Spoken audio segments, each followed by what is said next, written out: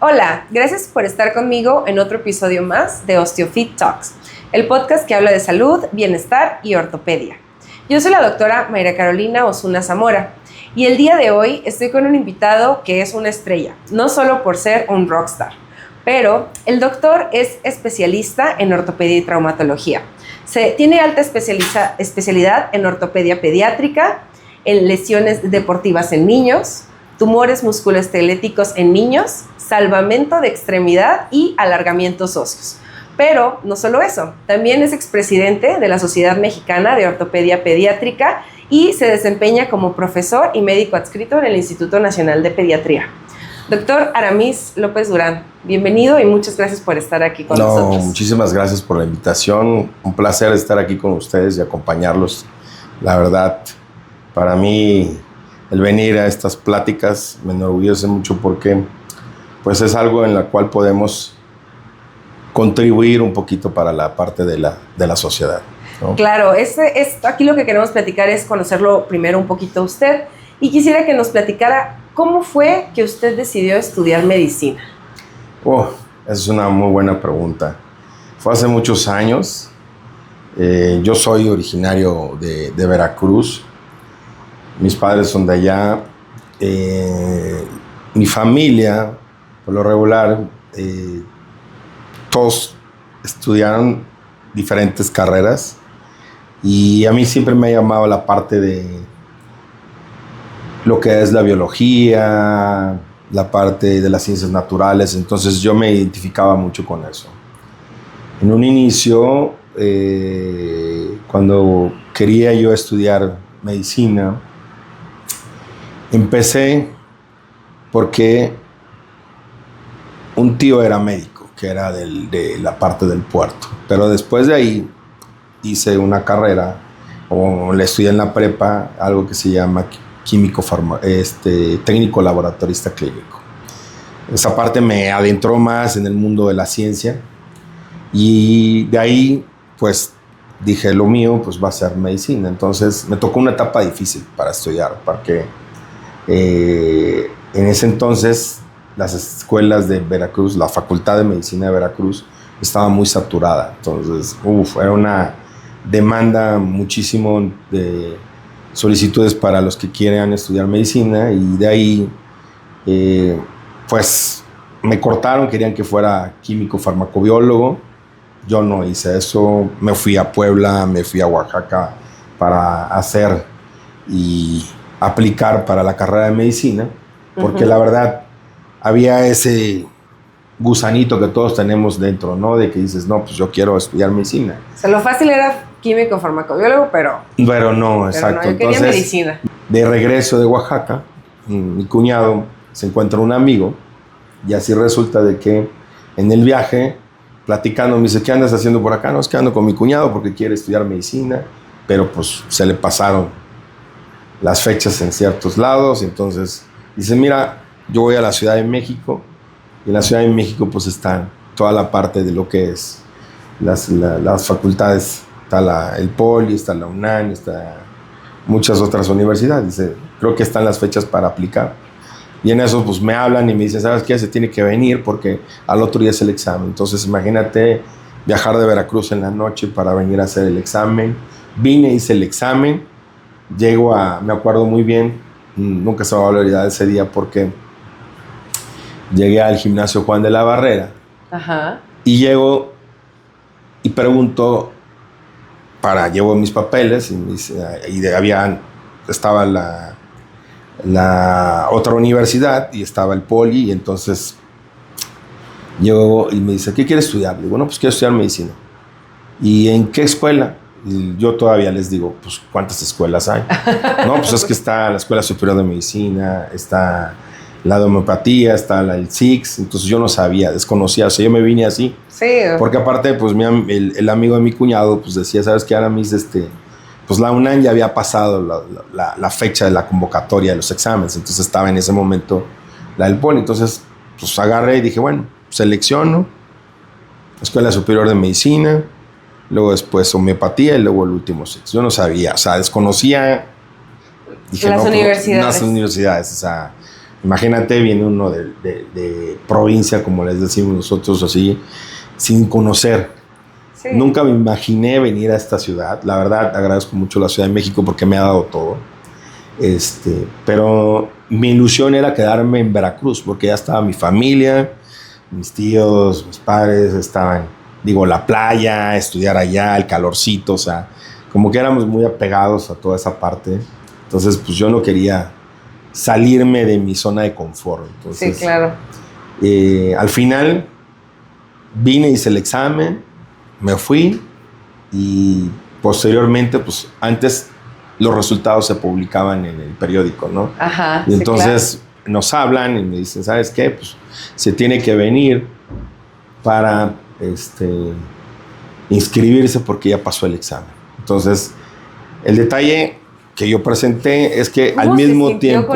No, espérate, aparte de eso, porque en la parte de que tenía yo que presentar examen también en Oaxaca, en la UBAJO, pero era la misma fecha que tenía yo que venirme a inscribir aquí en el Poli. Entonces me sienta mi mamá y me dice, ¿sabes qué? ¿A dónde te quieres ir a estudiar? Sí. Y yo, pues ya pasé el examen, me voy a México. Y ella, pues definitivamente no quería que me viniera a la Ciudad de México porque sabía que yo no iba a regresar.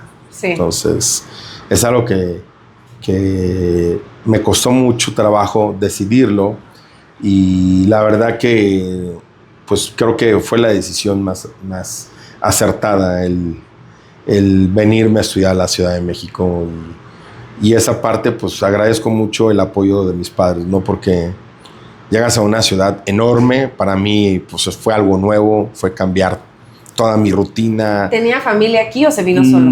Teníamos unos tíos, pero me vine a vivir solo, siempre estuve con amigos, con roommates, pero pues, siempre he estado solo, entonces sí. Esta ciudad pues me dio, y la verdad que yo creo que aproveché al máximo el venir a estudiar aquí en la Ciudad de México. Yo creo que es una oportunidad en la vida que no la desaprovecharía. Volvería a hacerlo otra vez. Sí, sin duda. Y ya en esto que empezó a estudiar medicina, doctor, porque pues empezamos con medicina y empezamos con una idea, ¿no? De sí, que claro. El doctor es una cosa y a veces la ortopedia, pues no sí. Entramos a medicina. Ay, yo sueño con ser un ortopedista, artroscopista, con salvamento de extremidades. No, eso no. ¿Cómo fue ese camino durante en cuestión la medicina? De la medicina, creo que yo siempre soñaba con ser internista. ¿En serio? Siempre soñaba con ser internista. Me apasionaba mucho lo complicado, desde siempre. Okay. Me ha apasionado lo complicado. Sí, pero cuando estudié medicina, me fui a hacer el internado a Mazatlán. Y en Mazatlán no había residentes. Entonces estábamos en el seguro, me acuerdo muy bien. Y nos dejaban hacer muchas cosas. Entonces, cada vez que rotas a un servicio, pediatría, gineco, medicina interna, dices, no, yo quiero ser ginecólogo, yo quiero ser pediatra, yo quiero ser cirujano, yo quiero ser esto. Entonces, vas viendo tus habilidades. Entonces, yo conjugaba casi todo y me gustaba desde un inicio pediatría. Dije, no, yo voy a ser pediatra. Ya terminaba, no, creo que pediatría no me gusta. Los niños a veces gritan demasiado. Dije, no, eso no. Pediatría yo creo que ahorita no lo voy a hacer.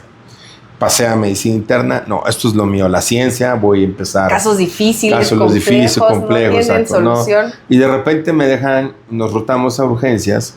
Y llega a urgencias y en urgencias, ahí precisamente, pues ves todo trauma, ves muchas cosas y dices, no, lo mío es estar en la adrenalina. Sí, claro. Entonces, está uno joven y dices, voy a llegar a ver qué es lo que llega de urgencias. Y pues ahí dije, no, rotamos en la parte de cirugía y en cirugía te rotan en cirugía general. Sí. Me tocó una etapa en la cual ahí en Mazatlán empezaban a hacer cirugía laparoscópica. Entonces entrábamos de ayudantes, pues apenas la cámara, me acuerdo muy bien de mi maestro que apenas estaba haciendo también igual su curva de aprendizaje. Entonces fue una experiencia muy, muy padre, pero dije cirugía no. De repente me cambia y dije no, ortopedia, vi ahí, dije no, eso está bien, esto se siente diferente. Vi muchas cosas, dije no, yo creo que voy a hacer ortopedia. Entonces estaba yo en dos, cirugía, ortopedia, porque lo mío vi esa habilidad, dice, tú sabes la parte que tú eres buena. La habilidad quirúrgica creo que es lo mío. Sí. Entonces me fui encaminado en esa parte, termino el internado, me voy a hacer el servicio social en Nayarit. Y en Nayarit, en Sauta, me acuerdo muy bien que es una zona donde hay, pues, muchos alacranes, picados de alacrán. Entonces me ¿Como tocó. yendo más hacia el este? Sí. Entonces, sí, casi por donde está Santiago Ixcuintla. Entonces, esa parte de ahí es una zona de puro café, zona cafetal de tabaco. Entonces, ahí había muchos picados de alacrán. Y me acuerdo que me tocaba en esa etapa, pues decidir, porque pues, te preparas para hacer el examen de la residencia y dices, bueno, me leía ahí el Marcos Krug, me acuerdo muy bien, libro en toda la etapa en que estuve de haciendo mi servicio social. Termino, hago el examen, regreso y fue algo en el cual pues yo nunca me esperaba, porque pues dices, bueno, ahora ya pasé el examen, ¿qué hago? Yo llevaba una vida ahí en el servicio que pues era un pueblo pequeño donde estaban los que tenían ahí como la batuta del pueblo, pues era como todo el padre, como lo veíamos en las películas, el padre, el maestro, el director de la escuela, el médico. Entonces eran los que ahí las figuras controlaban del poder. Entonces me tocaba a mí en esa parte pues hacer el comité de salud, entrar y me ofrecieron hasta trabajar. Dice, doctor, si usted no pasa el examen de la residencia, se queda aquí con nosotros lo contratamos, le pagamos. O sea, me atendieron muy bien. La verdad, esa parte de mi vida en Sauta la recuerdo muy bonito porque fueron unas personas muy hospitalarias y viví una experiencia muy padre. Termino, regreso y ahora sí, a ver qué es lo que voy a hacer, ¿no? Ya pasé el examen, aplico y entonces decido, ok, pues ortopedia. Pero dices, ya ortopedia es algo fácil. La verdad que yo al principio dije, no, pues es que no es mucha ciencia. Sí es complicado, pero podemos sobrellevarlo. Pero al final de cuentas te vas dando en lo largo de los años que es un mundo. Claro. Es un mundo diferente, tanto en la parte pediátrica, la parte del adulto, o sea, no, y muchas patologías que a veces desconoce uno y que pensamos, no, ortopedia lo relaciona a fracturitas nada más, es pura fractura, ¿no? Como tenía yo compañeros de mi generación que casi todos pasamos al examen de la residencia, me acuerdo en esa ocasión, y que muchos iban a medicina interna, ¿no? Entonces yo hasta dije, ¿por qué no escogí medicina interna? Me hubiera ido a medicina interna, ¿no? Que ahorita son excelentes cardiólogos, neurocirujanos, entonces dices ortopedia, entonces como que ortopedia lo ven así muy rezagado. Muy ¿no? rezagado, ¿no? Y entonces me toca ahora sí tomar la decisión porque yo no sabía qué hospitales, o sea, nadie te dice. Sí, o sea, usted viene de la parte de Veracruz, ¿no? Ajá, y sea, dices, oye, y... ¿quién te aconseja? ¿Quién te dice dónde, qué hospital, a dónde vas a ir? Y entonces agarro, digo, bueno, como había rotado en la carrera, roté en Magdalena de las Salinas, que es del seguro, dije, no, pues en esa vez dije, Magdalena. Entonces había dos vueltas, en aquel nos tocó así en ese periodo, dos vueltas. Uno, para seleccionar en la primera vuelta qué hospital te aceptaba. Entonces voy al Seguro Social, meto en el seguro y resulta que pues no fui aceptado. Dije, qué decepción. Entonces, y ahora, pues ¿qué me queda? No, pues ir a ISSSTE, Salubridad, otras opciones. O sea, yo nunca pensé en algo de hacer la especialidad en un medio privado, ¿no? Ajá. Como ahorita ya hay, ¿no? Entonces,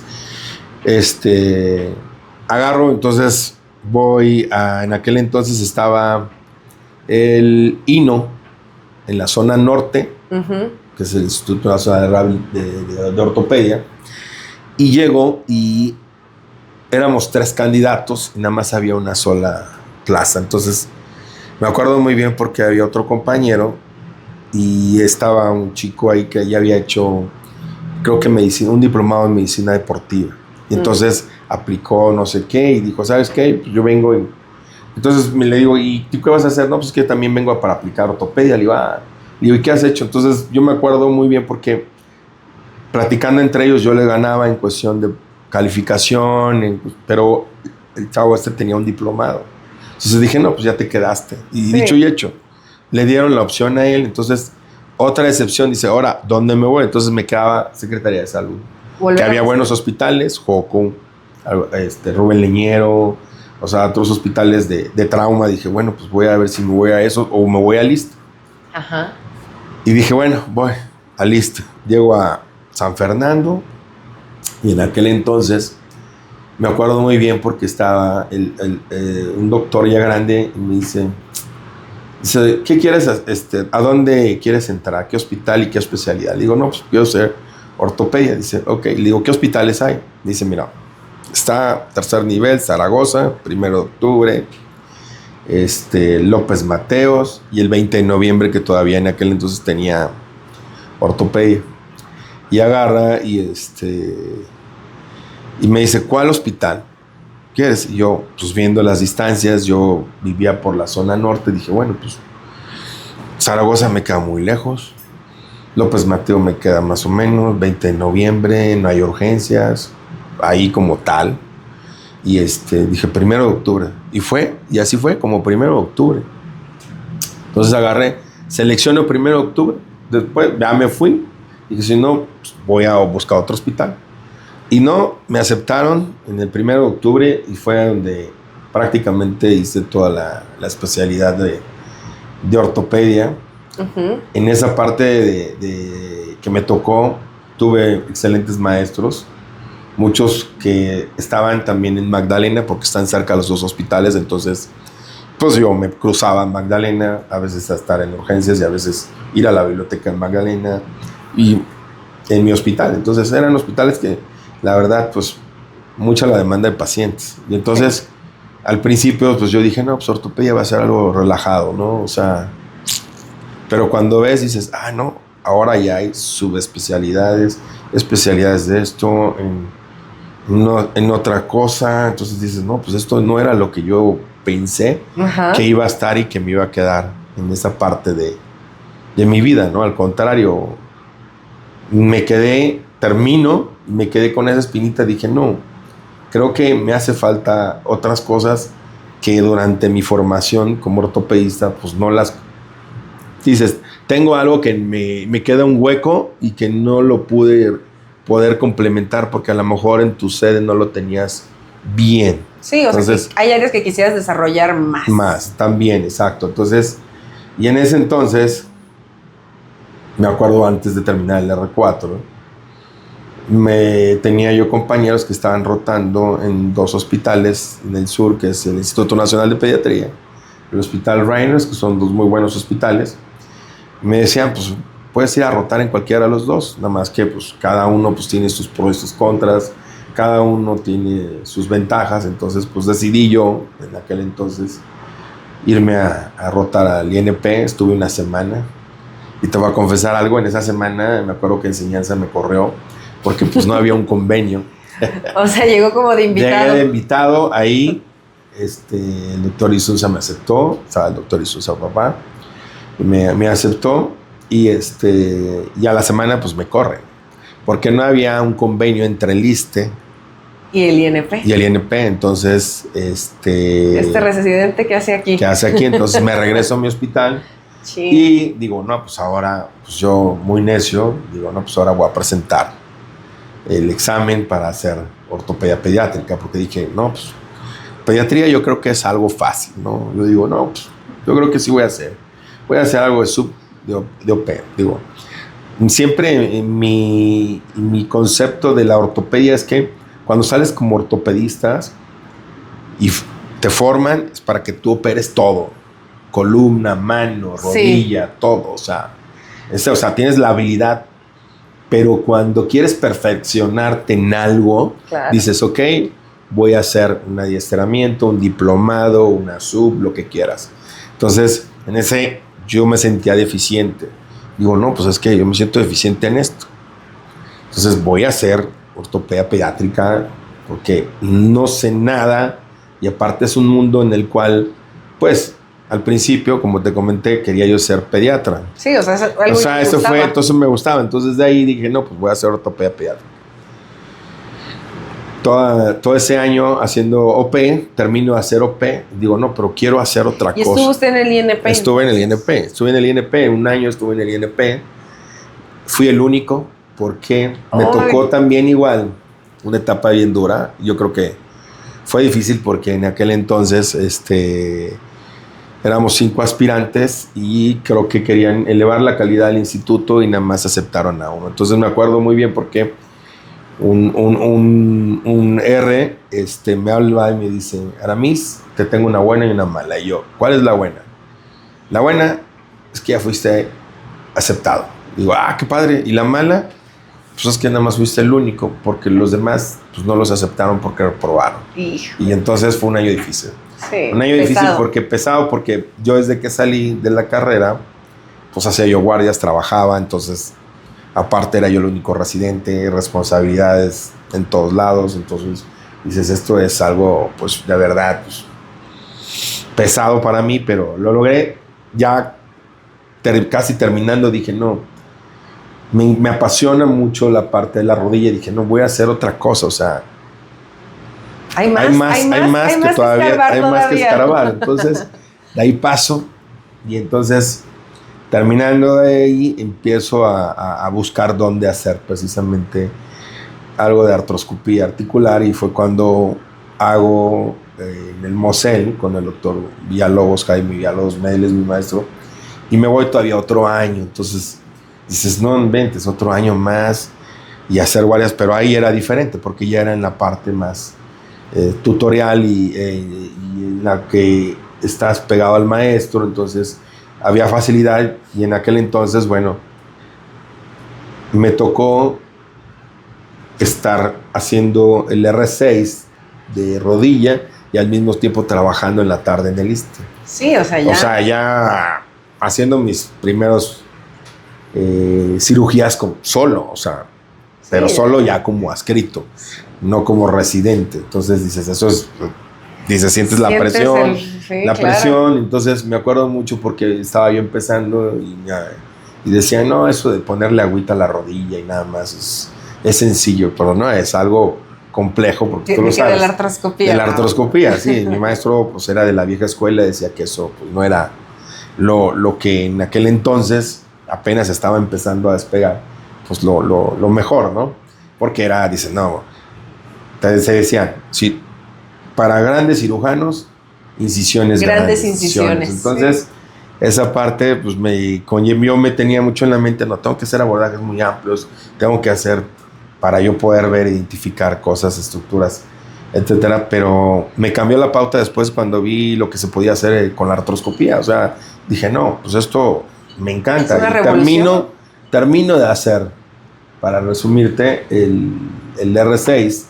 De ahí me voy a INP y entro como adscrito de ortopedia pediátrica. Entonces se jubila un maestro y me habla el doctor Isuza para entrar allá a hacer de adscrito de OP, y al mismo tiempo estaba yo de adscrito en el primer ISSSTE.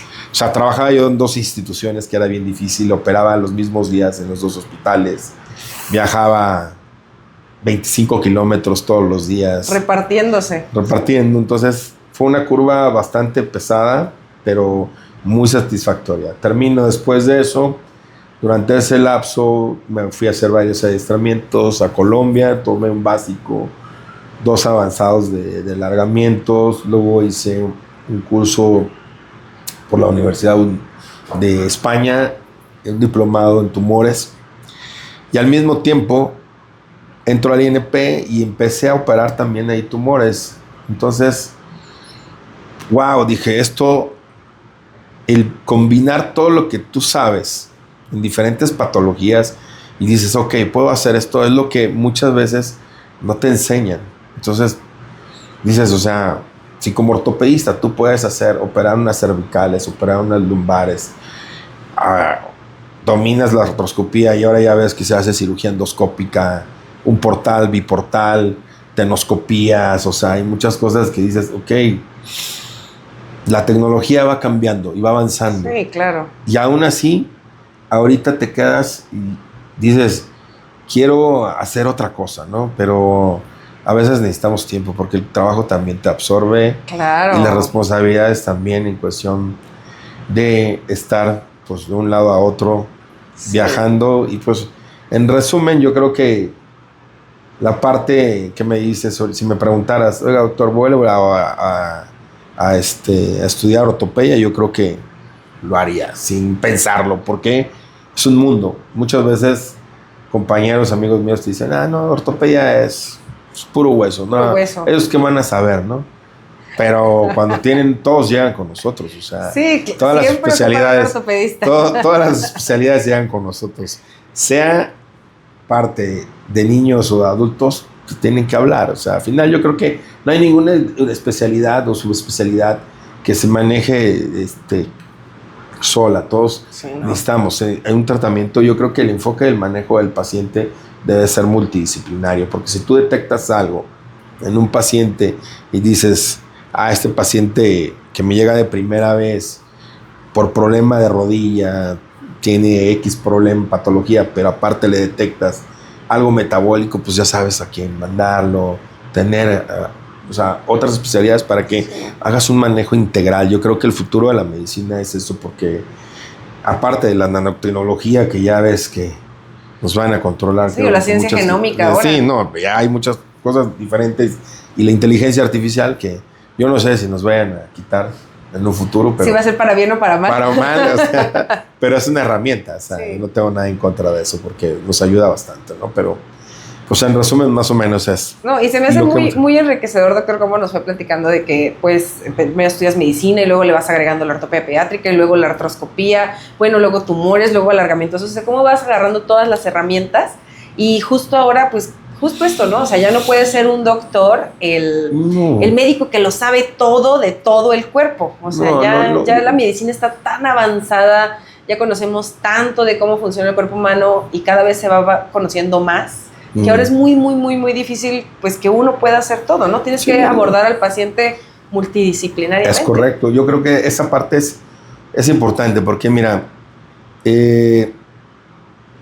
tengo amigos en diferentes países y la verdad tenía un comentario que ellos me decían, Aramis, no puedes uno trabajar solo. Tienes que tener siempre alguien contigo, porque va a llegar el momento en que tú no vas a estar y esos pacientes que tú vas a tener, pues tienes que enseñarle a alguien. La vida cambia, vas a llegar a una edad en la cual a lo mejor yo necesito un reemplazo de rodilla o me fracture, etcétera, pero conozco a alguien y ¿sabes qué? Julanito es experto en esto, que me opere, ¿no? O sea, no puedes, o sea, que te vayas con el conocimiento, yo creo que es algo que no está en mí. Yo creo que hay que compartirlo siempre, sea bueno, sea malo también, pero yo creo que eso es enriquecedor en muchas partes, ¿no? En mi formación, y cuando fui presidente, que fue creo que en el 2019 de la Sociedad Mexicana de Ortopedia Pediátrica, en esa parte fue para mí, yo creo que fue un estrés muchísimo, porque el organizar un congreso, nadie te enseña. Oye, ¿sabes qué? Nunca llevamos esa materia. No, en medicina no te dicen eso, o sea. Sí. No te dicen, y realmente, oye, tienes que cobrar esto al paciente. O sea, hay pacientes que luego a veces... No, y cómo llevar una sociedad también. Exacto. No, y fue difícil un año. Yo creo que fue poco. Yo creo que había sido 2 años. Pero un año es difícil, aún así, porque es tener al corriente todos los socios, hacer el congreso, ver profesores, ver dónde, en qué lugar. O sea, la parte no nada más académica, la parte social para las damas de compañía, los familiares, los familiares, exacto. Entonces, toda esa parte de la logística que dices, es difícil. Digo, esa parte fue una bonita experiencia. Digo, antes de ser presidente me tocó ser también titular del capítulo ortopedia. Igual hacer las sesiones cada mes, invitar, porque México, o sea, hay diferentes escuelas, pero creo que todos vienen de una sola en cuestión de OP. Y hay muchos profesores que a veces no tienen tiempo, que no pueden asistir a las reuniones, y ahora con esto, pues, de la tecnología, las conferencias en línea, digo, ahorita me acabo de conectar, en la mañana me invitaron del Hospital General sobre pie plano, del doctor de Prado, que está en España, y de una excelente charla, y pues la verdad, digo, eso te conecta con el mundo, o sea, Claro. eso ha cambiado bastante, pero muy satisfactorio yo creo que ha sido mi trayecto, porque en el instituto ha cambiado al 100%. El INP, yo creo que en la parte de ortopedia pediátrica ha cambiado al 100%. Y yo creo que eso me enorgullece mucho, porque la parte a cómo se manejaba la ortopedia pediátrica hace 20 años, digo, ahorita Ha dado un cambio. ha dado un cambio en todos los aspectos. Sí, sí. Por nuevos manejos, nuevas técnicas. O sea, dices, ok, siempre el médico tiene que estar actualizando. Sí. Tanto en la parte del médico general, el cirujano, el que siempre hay que estar actualizados en diferentes temas, no nada más de medicina, pero sí, yo creo que es importante que no nos casemos en una sola cosa, y yo creo que eso es lo que me ha pasado, ¿no? De que no me he podido quedar quieto En una sola cosa. en una sola cosa, ¿no? Y eso ha llevado, a que puedas tú hacer cosas diferentes. Sí, claro, y es muy, muy bonito, la verdad, que como médicos pues podamos abordar diferentes áreas, podamos, incluso en la ortopedia, no justo esto, o sea, ver niños, pero también ver artroscopía, pero también especializarse en tumores o alargamientos óseos. Y ahorita justo que platicábamos de este tema de las lesiones deportivas, ¿no? O sea, ahora ya cada vez se ven más en niños, ¿no? Ahora le está cambiando un poquito el paradigma en que ya solo los hombres hacen deporte, ¿no? Sino que las mujeres también ya le están entrando muy bien al deporte. Sí. Y ahora pues ya es esta... Yo creo que eso también lo hacen, ¿no? A la mayoría de los niños les preguntas, ¿qué quieres ser de grande? Futbolista. Futbolista. Todos, ¿no? Messi. Sí, todos quieren ser Cristiano Messi. Ronaldo. Claro, entonces ahora ya todos están como con esa idea, y como son personajes pues tan populares, Claro. que ellos los ven como sus ídolos. Exacto. ¿Cómo ve ahora usted, o cómo ha sido desde que inició a ver a los niños que hacían deporte ahora? Mira, yo creo que en estos más de 20 años que trato niños, ha cambiado mucho. Antes veíamos, yo operaba más niños por fútbol, por básquetbol, boxeo, o sea, deportes de intensidad, hasta fútbol americano. Pero la parte de que las niñas ya empiezan a practicar deportes también de alto extremo, digo, ahorita te voy a ser sincero, pero más niñas que niños. O sea, niñas con lesiones de ligamento cruzado, con lesiones de meniscos, Sí, con inestabilidades a nivel del tobillo, o sea, con muchas patologías en las cuales pues el deporte se los va dando. Pero yo creo que eso viene a lo que has comentado, de que pues, se reflejan, y ahora como ya tenemos también una liga femenil, pues ya todos quieren ser deportistas de elite, y los papás pues quieren que sus hijos pues sean lo mejor, ¿no? Entonces, claro, no tenemos nada en contra. Yo creo que el que practiques una actividad deportiva antes de los 12 años, o sea, para los padres, o sea, que sus hijos practiquen todos los deportes. Pero a partir de los 12 años, pues ya el niño ya puede decidir qué deporte puede practicar. Claro, conociendo, orientándolo a que no tenga lesiones. ¿Por qué?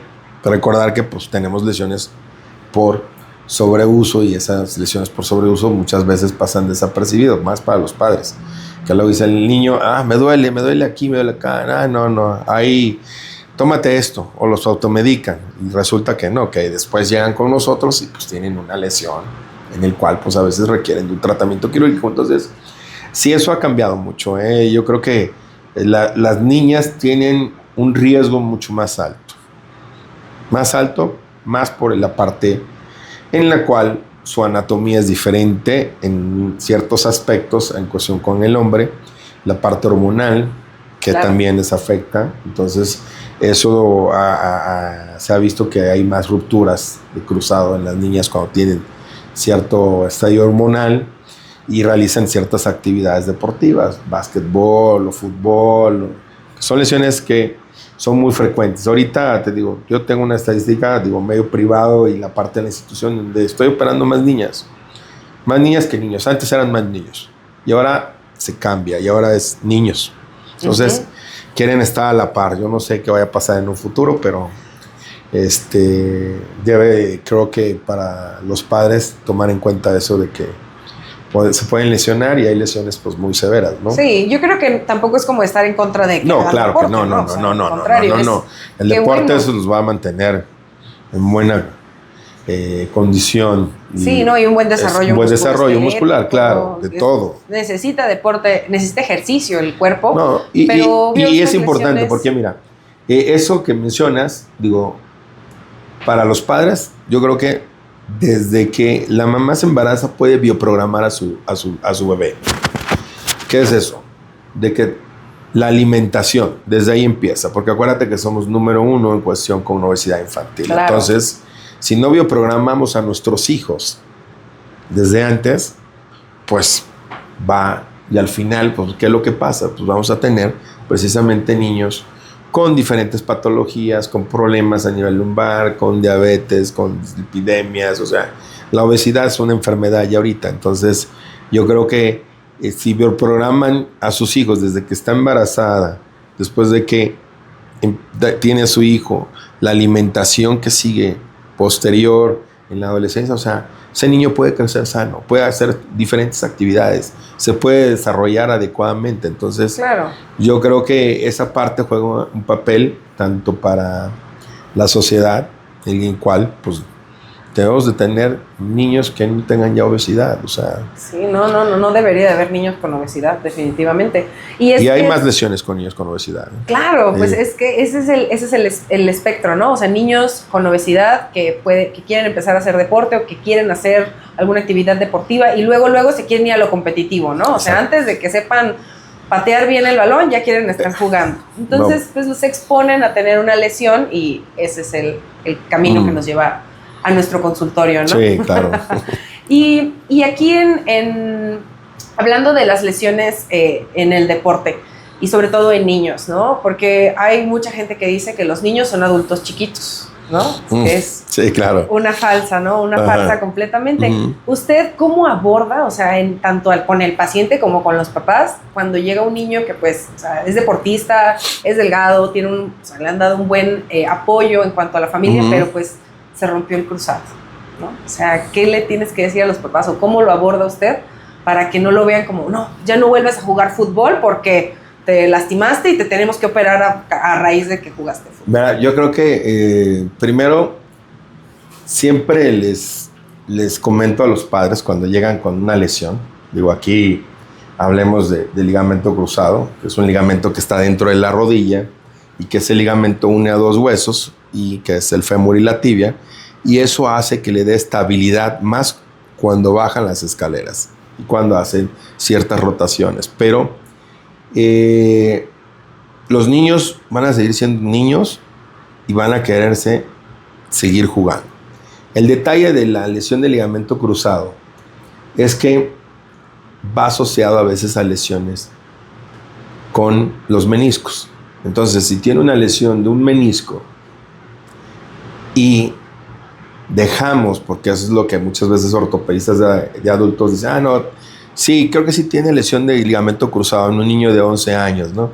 Pero vamos a esperarnos a que llegue a la madurez para que ya para que ya lo podamos operar. ¿Por qué? Porque la diferencia entre los adultos y los niños es la zona o la fisis del crecimiento que se tiene. Entonces, ellos tienen un miedo en cuestión de dañar la fisis del crecimiento. Entonces, ya ahorita ya hay diferentes técnicas para que no se lesionen esas fisis de crecimiento al hacer una plastía de ligamento cruzado.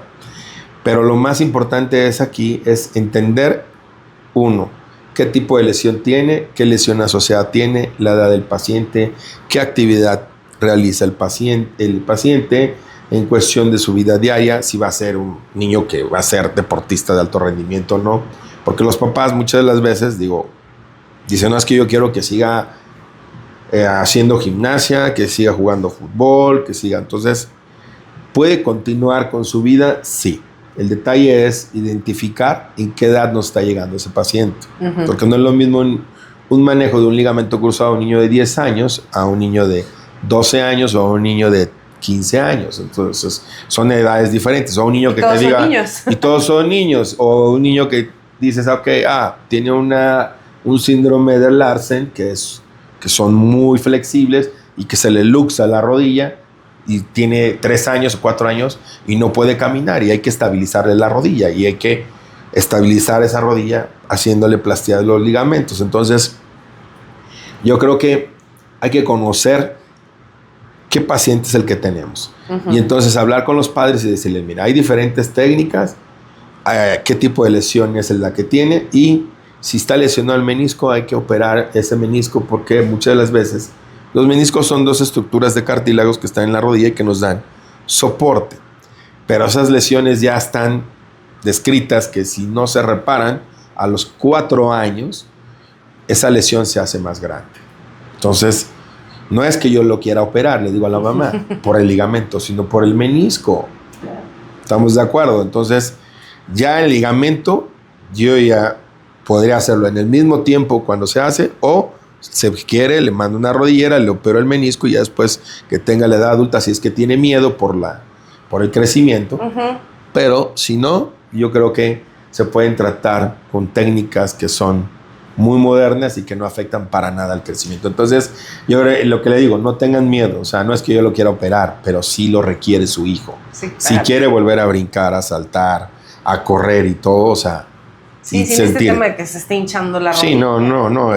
Y el dolor que va a tener para poder hacer su actividad diaria. Entonces, eso es importante determinarlo a futuro y saber qué es lo que vamos a hacer, ¿no? Sí. Entonces, las lesiones a nivel de la rodilla en el paciente pediátrico, pues sí son muy, muy importantes que al final nos puede llevar. Va a depender del mecanismo de lesión. No es lo mismo una lesión jugando, una lesión por un traumatismo de motocicleta, que muchas veces llegan con fractura y no identifican que tiene una lesión de cruzado. Después, porque se abocan a la fractura expuesta, todo, y luego llegan, doctor, ¿sabe qué es? Mi hijo creo que siente que se le va la rodilla, y resulta que nunca se diagnosticó un cruzado. Entonces, sí son eventos diferentes, ¿no? Entonces, esa parte, pues sí hay que tenerlo en cuenta, ¿no? Sí, claro, y pues... y hablando de todo pues estos son lesiones que podríamos decir en pacientes que no tienen un problema médico, ¿no? Sino que es regularmente un trauma, un accidente, algún evento deportivo que sucede y pues pasan estos problemas. Y también, como dijimos ahorita, ¿no? Las lesiones también por sobreuso, que es a causa de la exigencia deportiva que se les da a los niños, ¿no? Y ese es pues un tema. Pero pues ahora pasando a otro tema, doctor. Los famosos tumores óseos, ¿no? Yo creo que todo el mundo escucha tumor óseo y piensa en lo peor del mundo. Peor, claro. Aparte que se escucha medio feo, ¿no? Tumor óseo. Un tumor, sí. Pero, ¿cómo se abordan estos casos? O sea, ¿cómo llega un paciente con... O sea, bueno, para empezar, quisiera que nos platicara usted, ahora sí que para la gente, el público en general, ¿cómo podemos nosotros diferenciar o poder intuir como padre o tío, el cuidador de un niño que está frente a un tumor óseo? O sea, ¿cómo podemos intuir o decir algo no está bien? Algo no está bien. Es una muy buena pregunta y es algo que les enseñamos a los residentes ahí en el instituto. Por lo regular, siempre el niño va a manifestar dolor. O sea, va a manifestar dolor y va a haber varios escenarios, ¿ok? El escenario más común es que el niño diga, tengo dolor, me duele, y no le hacemos caso, le damos un medicamento, resulta que después de cierto tiempo le tomamos la radiografía y hay un tumor.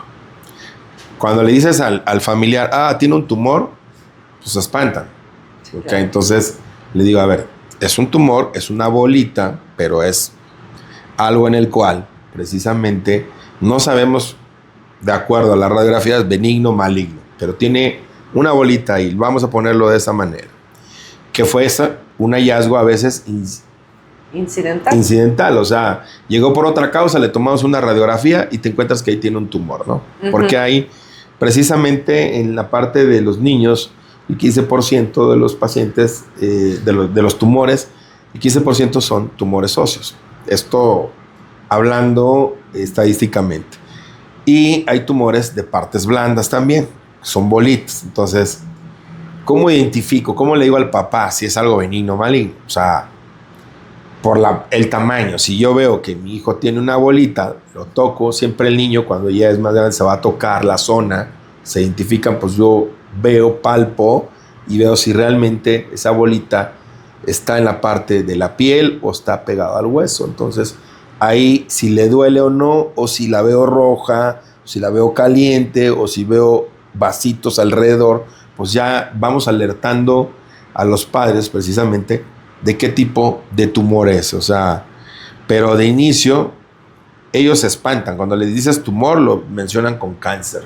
Claro. Entonces, es bien difícil a veces cambiar, porque me ha tocado en estos largos años de que niños que tienen tumores benignos los tratan como si fueran tumores malignos, y los malignos a veces los tratan como si fueran tumores malignos. Entonces, hay mucha incertidumbre en esa parte. ¿Por qué? Porque cuando nos llegan ya mal diagnosticados, nos llegan en etapas. Hablando de tumores malignos, nos llegan ya en etapas avanzadas. ¿Por qué? Porque no llegaron a los lugares correctos donde deberían de ir. Entonces, yo creo que el mensaje aquí para los padres, para concluir, yo creo que sería de que si al niño le duele, hay que hacerle caso. Sí, 100%. 100% llevar a un médico de primer contacto, el médico que lo revise, palpe, toque, haga precisamente una buena semiología, un buen interrogatorio, y entonces después de ahí poderlo derivar a un especialista, a un lugar cercano donde lo puedan atender. ¿Por qué? Porque a veces le toman una radiografía, en la radiografía sale una bolita, ok, váyase a tal lugar para que ahí lo puedan atender y le digan qué es lo que tiene. Pero ya la mamá con la tecnología ahora es más fácil, porque me ha llegado con eso, o sea, llegan a la consulta, llegan con la radiografía y vienen por segunda opinión. Entonces dice, doctor, es que ya fui con fulanito, vio y era esto y esto acá, y yo ya busqué en internet y ya vi que es esto. Y entonces el tratamiento ya traigo es esto. Mi investigación. En serio, te pueden llegar con muchas preguntas. O sea, a mí me ha tocado hasta que me hacen examen como si fuera yo residente. O sea, una vez me llegó una señora con 15 preguntas. Anotado de el tipo de tumor, qué presentación, o sea, y era algo en el cual pues el manejo pues es un seguimiento nada más, porque era un tumor benigno que no requería ningún manejo en cuestión quirúrgico. Entonces, eso es importante. Si no se tiene la experiencia en cuestión de ver radiografías, que es el estudio principal, tomar unas radiografías. Tiene dolor, le tomo unas placas, si no lo quiero llevar al médico, le tomo unas radiografías de esa zona, 2 proyecciones, y ya entonces lo puedo llevar al médico, y ya, doctor, veo que mi hijo le sigue doliendo, le mandé a tomar las placas, porque a veces sí te llegan, ¿eh? ¿Y quién le indicó las placas? No, yo se las tomé. Digo, qué bueno, señora, mire, no tiene nada. Qué bueno que le tomó las radiografías.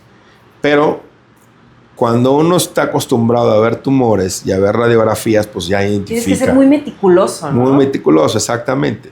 Pero hay tumores que a veces no te dan esa pauta de a irte alertando. Entonces, tumores que se presentan en edades muy pequeñas y son los tumores más difíciles que me ha tocado diagnosticar, en el cual el niño empieza a caminar y de repente deja de caminar y resulta que tiene un tumor a nivel de la columna.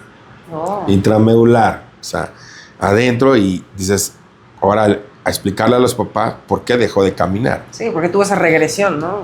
Entonces, esos son a veces difíciles. O niños que ya nacen con las bolitas, con los tumores, y que, sí, digo, creo que el tumor maligno en cuestión de hueso, que en México y en el mundo los dos más frecuentes en la parte pediátrica es el osteosarcoma y el sarcoma de Ewing.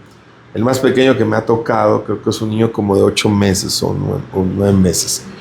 Es un niño que precisamente pensaron que era un quiste y ahora ha cambiado mucho la estadística. Ahora el osteosarcoma se presentaba en adolescente, ahora ya es en pacientes menores de 10 años. Ya en el instituto tenemos ya estadística precisamente de eso. Pero ya hay muchas opciones en cuestión de manejo, de tratamientos nuevos que ya hay dirigido, en cuestión de quimioterapia. Antes pues los manejos eran diferentes, ahora ya eran muy radicales, ¿no? Hay muy radicales. Y bueno, y aparte que pues la gente que viene de fuera pues muchas veces utilizan tratamientos en cuestión adyuvantes, digamos de esta manera, o empíricos, que les dice la comadre que tómense el otro, que este medicamento que no sé qué, que le va a ayudar y que va a disminuir. Y resulta que no. Exacto, hay muchos. Los pacientes siempre buscan alternativas, porque dicen, es la vida de mi hijo. Entonces voy a buscar al mejor especialista, al mejor lugar. Digo, ya hay muchos lugares donde se pueden atender diferentes tipos de tumores, tanto benignos como malignos, en el país. Y yo creo que lo único es que pensemos que realmente el manejo que se le tiene que dar a este tipo de pacientes es que el tratamiento de cada uno es diferente. O sea, puede ser que sea el mismo tumor, pero en este niño a lo mejor le está comprimiendo otra zona y dice, este tumor, a mí me enseñaron que es benigno, no tengo que hacerle nada, pero ahora creció y ahora pasó esto. Y resulta que llegó y se fracturó. Claro. Entonces dices, sí, o sea, ahí te cambia. Entonces yo creo que la parte en la cual nosotros debemos seleccionar el manejo adecuado con cada paciente es vital para que los papás estén tranquilos. Claro, ¿no? Sí, eso es primordial, porque muchas veces los papás o la gente que nos está escuchando ve y se espanta, dice el tumor, no, ya es cáncer. Sí, ¿no? No, es bien difícil, no. Sí. Y hablando de hueso, no estamos hablando de tumores de partes blandas, porque ese es otro rubro aparte. Sí, no, es ahí otra historia. Es otra historia, porque ahí hay tumores en cuestión de músculos, es tumores a nivel de la sinovial, o sea, muchos. Sí, es que yo creo que la verdad, todo el área de la oncología ortopédica es muy, muy amplio. O sea, es un mundo y pues gracias a Dios tenemos a especialistas como usted y como muchos otros maestros que pues a esto se dedican y afortunadamente pues tienen la capacidad de cambiar la vida y el pronóstico claro que sí. Muchísimas personas. Y hay muchas técnicas, ya hay prótesis, hay prótesis para hacer alargamientos con clavos magnéticos, prótesis magnéticas, nuevas tecnologías, o sea, hay terapias en las cuales el tumor se congela, se quita y se vuelve otra vez a poner el hueso, de criocirugía, de técnicas en donde a veces se pone el hueso, se hierve a cierta temperatura hipertérmica y se vuelve otra vez a colocar, o sea, de cafeína, o sea, hay muchas técnicas en el mundo que diferentes partes se utilizan y que para ellos les da ciertos resultados para ciertos tumores. Entonces, cada uno habla de su experiencia, pero yo creo que para eso son las sociedades internacionales y los congresos, para que tú veas y dices, yo voy a utilizar lo que dice la evidencia científica, ¿no? Entonces, tampoco no hay que aprovecharnos de la tecnología ni de los pacientes, o sea, no, hay que hacerlo correcto. Yo creo que esa parte ética te lleva a que dices, pensar siempre en lo mejor para el paciente, no para el médico, porque eso es un error. Ahora le quiero poner la mejor prótesis que existe. Porque tengo ganas de poner la prótesis. O sea, no. Sí, no. Se sesionan los casos. Yo creo que como en cada hospital se deben discutir cada caso en especial. Y estos son pacientes para un tercer nivel, definitivamente, donde hay especialistas, subespecialistas y donde hay los recursos para poder hacerles todos los estudios a los pacientes. No es nomás, pues parece un osteosarcoma, es un osteosarcoma. ¿No? Sí, no. Y doctor, si usted nos pudiera platicar un poquito de esto que es el salvamento de extremidades. ¿No? Ahí es algo importante, porque salvamento de extremidad es un concepto en el cual no es lo mismo un salvamento de extremidad por una pierna lesionada, por un trauma, digámoslo de esta manera, o sea, donde llega un accidente en donde tengo que hacerle un salvamento de extremidad, a hacer un salvamento de extremidad en cuestión por un tumor. O sea, esa es un concepto totalmente diferente. Los dos tienen la finalidad de preservar la extremidad, ¿ok? Pero en trauma hay que preservar primero la vida del paciente y después preservar la extremidad. O sea, hay escenarios diferentes. En cuestión con el salvamento de extremidad en paciente oncológico, es un concepto en el cual ahí ha cambiado muchísimo, porque antes, te hablo hace siglos, en que tenían un tumor, crecía y ¡pum!, se cortaba la extremidad. Claro. Ahora ya es diferente, y ahora ya va a depender mucho en qué estadio llegue el paciente, para que tú digas, a este paciente vamos a hacerle salvamento de extremidad, porque está en estas condiciones, está recibiendo quimio, vemos que el tumor va mejorado, no tiene otros tumores en otros lados, no hay lesiones saltatorias, o sea, debe de cumplir ciertos requisitos para que nosotros podamos hacer, no para todos, porque muchas veces el paciente viene de otro hospital, los mandan a hospital de tercer nivel y dicen, no, es que me mandaron para que a mi hijo le salven la extremidad, y resulta que pues es un tumor que le abarca casi todo el brazo, y pues ese tipo de tumor pues no, entonces, o llega con complicaciones que donde la biopsia que le hicieron no fue la adecuada también, ni en el sitio adecuado, y entonces el hacer un salvamento nos va a llevar a más complicaciones. Entonces yo creo que hay que evaluar un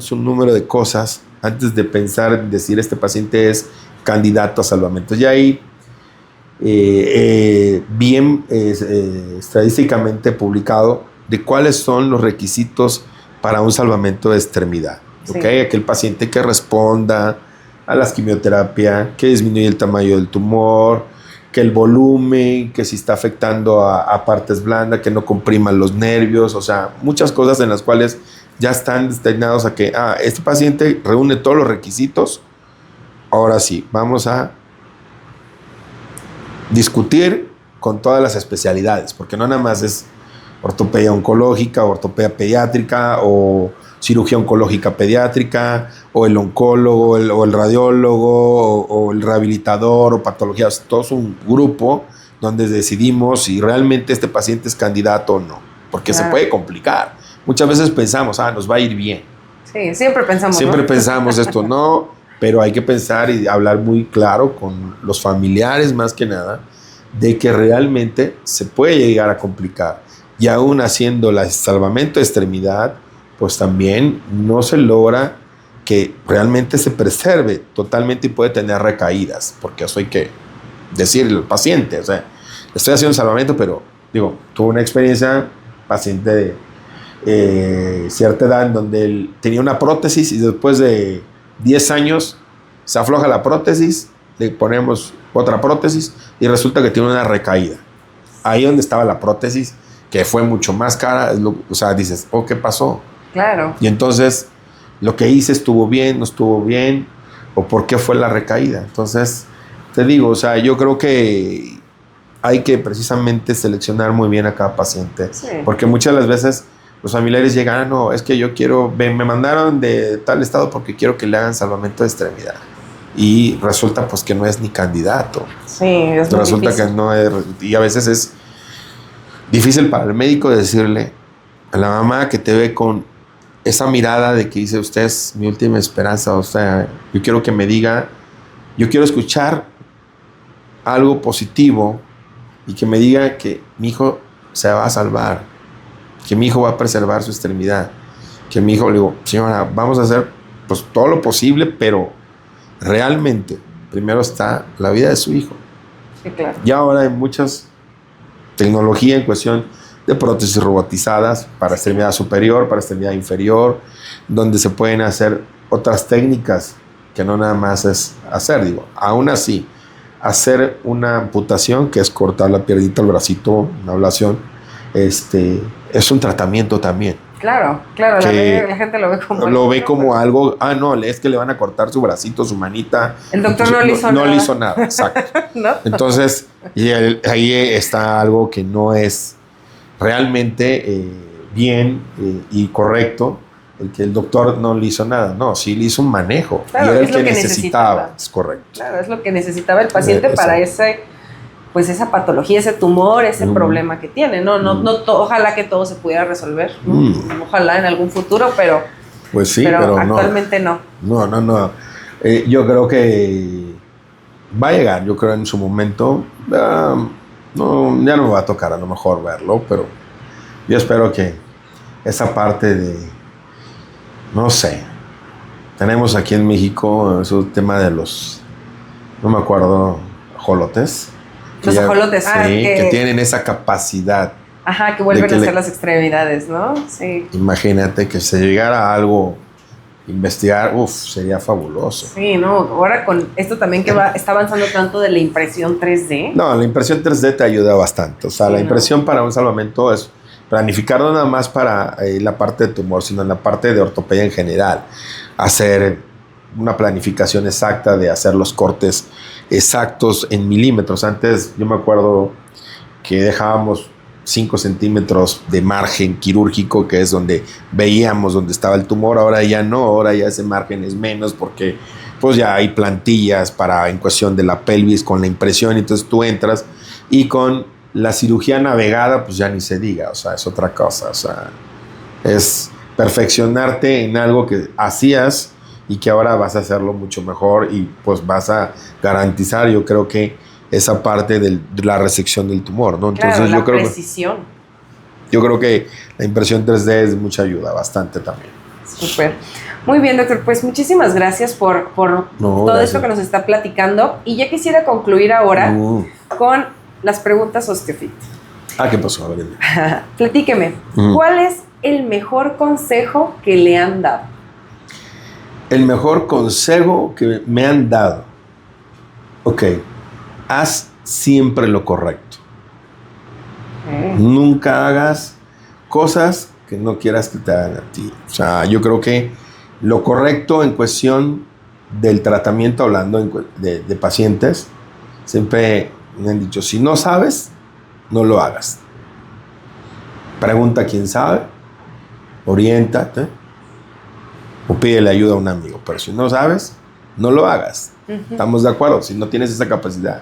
Me acuerdo muy bien porque un maestro me decía siempre, haz lo correcto y haz lo mejor para el paciente, no para ti, para el paciente. Porque un día tú vas a ser paciente y van a cambiar las cosas. Y entonces vas a decir, sí, yo me hubieran hecho esto, lo que yo hubiera querido. Entonces, pues no.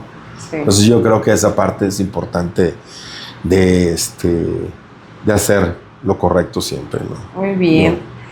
¿Y cuál es el peor consejo que ha escuchado? El peor consejo que he escuchado. Yo creo que el peor consejo es de un maestro, fue de un amigo. Me dijo, si hubieras estudiado esto, te hubieras hecho millonario. Y yo, quedé así porque dije, bueno, a lo mejor sí, pero no es lo que a mí me gusta, a final de cuentas. El dinero no te da la felicidad, yo creo. Y entraremos en discusión de qué es lo que te podría dar la felicidad, pero realmente lo que hago es lo que a mí me gusta, lo que me apasiona, lo que me mueve. Entonces, yo creo que ese consejo no lo tomaría. ¿Por qué? Porque amo mi carrera, amo la medicina, me gusta ayudar a la gente. Me siento bien cada vez que digo, cambié la vida de ese paciente y ese paciente me va a recordar. Eso me recuerda, me lleva hace una semana a una mami que me dice, doctor Aramis lleva a su niña de 2 meses. Doctor Aramis, ¿yo qué pasó? Dice, ¿no se acuerda de mí? Y yo, pues no, o sea, ya mamá, y ahora lleva a su niño al instituto. Yo la operé de la rodilla. Y entonces digo, ¿qué edad tenías cuando te operé? No, me operó a los 5 años. Y yo, Y entonces, pues dices, no, pues si ya pasó un rato, pues no me puedo acordar de tantos pacientes que operas, ¿no? Entonces, imposible. Es imposible, pero ahora lleva a su bebé. Dice, no, es que quería que se acordara de mí. Y me dio un gusto porque me abrazó y sentí bonito porque dices, wow, o sea, es algo que no puedes explicarte. O sea, es una ventaja en cuestión de cuando haces ortopedia pediátrica, de que los ves pequeñitos y después se acuerdan de ti y dicen, no, ese doctor me operó de bebé y mira, puedes cambiar muchas cosas. Yo creo que la ortopedia pediátrica es una sub de la ortopedia que muchas veces lo ven así, pero es lo que, si no lo haces bien en esa parte, en futuro vas a tener las consecuencias. es correcto. Claro. Entonces, yo creo que sí, eso me conmovió mucho porque pues yo no me acordaba, porque yo la vi así como que dije, pues no me acuerdo, o sea, está bien que ya crecí, pero no me acuerdo muy bien, pero platícame que dice, no, es que usted me operó. Dice, ella se acordaba todo de la cirugía. Se acuerda que en ese entonces no había, sí, pues no había para grabarlo, era un disco. Y lo vimos, y dije, yo me quedé, no, pues sí, fui yo entonces. No teníamos ahora USB como ahorita, ¿no? Entonces ya eran puros discos que se hacían en aquel entonces de artroscopía, pero fue muy bonito el recordar entonces. Sí, no, es que esas experiencias son muy satisfactorias y gratificantes. No, como sí. médico y... Bueno. Y doctor, ahora a la gente que nos está escuchando, que pues como le dije, le platicaba, no todos son médicos, no se dedican al área de la salud, pero ¿qué consejo le daría a las personas que nos están escuchando que usted les pudiera dar?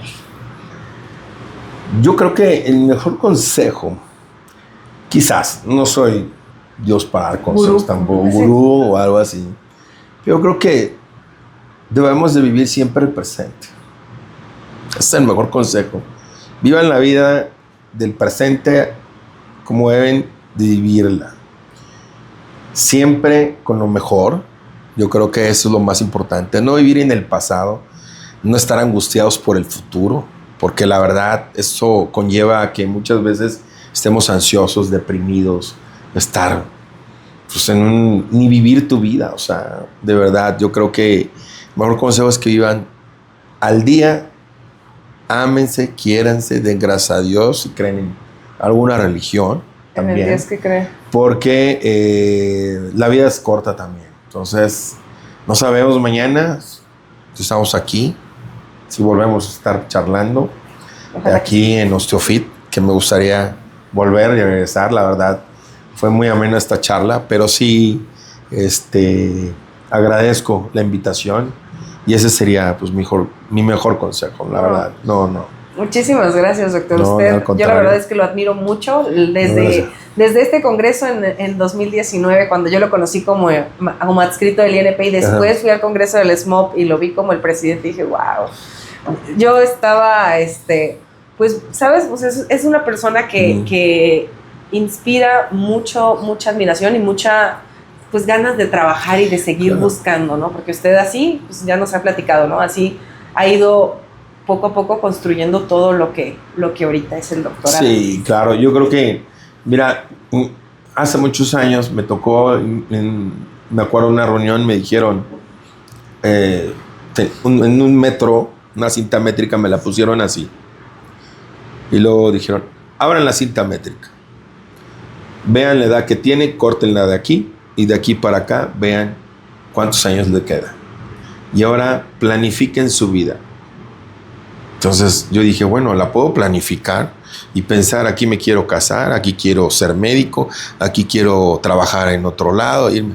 Pero pues eso tiene muchas variables. Claro. Entonces, a lo mejor ni termine de planificar yo mi vida, pero digo, me llamó mucho la atención porque me hicieron ese taller en cuestión de relaciones humanas y me quedé sorprendido porque dije, wow, si me hubieran dicho eso a los 18 años, de planificar mi vida, ok, yo quiero estudiar medicina en tal año y quiero irme a, no sé, a otro país o ser presidente o viajar, pero pues da muchas vueltas, o sea, tiene muchas variables. Yo creo que es un buen ejercicio mentalmente, pero yo creo que no sería lo correcto porque pues nadie te va a decir cómo planificar, o sea, nadie te enseña, o sea, ni cómo te dicen, ok, y aunque tú quiero enseñarte cómo ser papá, ¿no?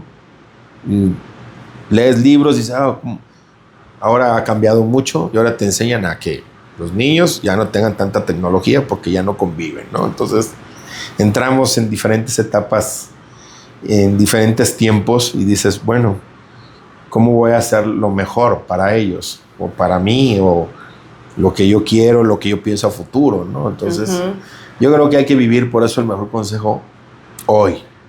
Vive al máximo hoy, ámate, quiérete, disfruta, corre, ríe. O sea, hay que utilizar todos esos neurotransmisores para que nos sintamos felices y contentos, ¿no? Yo creo que ese sería el consejo, flaca. Muchísimas gracias. No, al contrario. Quisiera que nos compartiera sus redes, dónde lo pueden encontrar. Pues soy muy poco de redes, pero bueno, pues ahí me pueden buscar en Google. Yo creo que en Google, la verdad no tengo muchas redes. Creo que Google o Instagram, porque me tocó una etapa que no había tantas redes y ahora ya... No, es el boom. Ahora es el boom, o sea, ahorita... Ahora ya no puedes tener TikTok, etcétera, no sé qué tantas cosas hay, pero te buscan. Y claro, digo, a mí me tocó una época en la que los pacientes pues eran referidos de otro lado, o sea, eran de que vayan con Julanito y tenías que entregar la tarjeta, ahora ya el teléfono, o te buscan, y me han llegado pacientes, este doctor, digo, ¿quién lo recomendó? No, es que vi que tiene muy buenas opiniones en Google y veo, y por eso vine con usted, porque ya lo busqué. Ahora te buscan en internet, buscan toda la parte de tu currículum, entonces yo nada más, ya la gente definitivamente ha cambiado muchísimo en eso, o sea, ya no es como en otros años, o sea, ya dices, bueno, pero también hay médicos que a veces, ya lo hemos visto, no son médicos, entonces yo creo que sí, esa ya, parte. Sí, ya. Sí. Pero bueno, vamos a compartir aquí su Instagram, si le parece bien, claro para que ponerlo, que se puedan comunicar con usted, si sin problema, algún paciente o alguna persona quisiera comunicarse con usted. Y pues muchísimas gracias por acompañarnos, doctor. Estoy muy feliz y muy orgullosa de que pudiera estar aquí conmigo. Muchísimas gracias a todos por estar con nosotros en otro episodio más de OsteoFit Talks. Si este episodio les gustó, por favor denle like, y si tienen alguna duda o comentario, nos la pueden dejar en los comentarios para poder después contestarles. Y también nos vamos, pero no sin recordarles que se suscriban y pues compartan esta página. Muchísimas gracias a todos. Nos vemos en la próxima. Muchas gracias.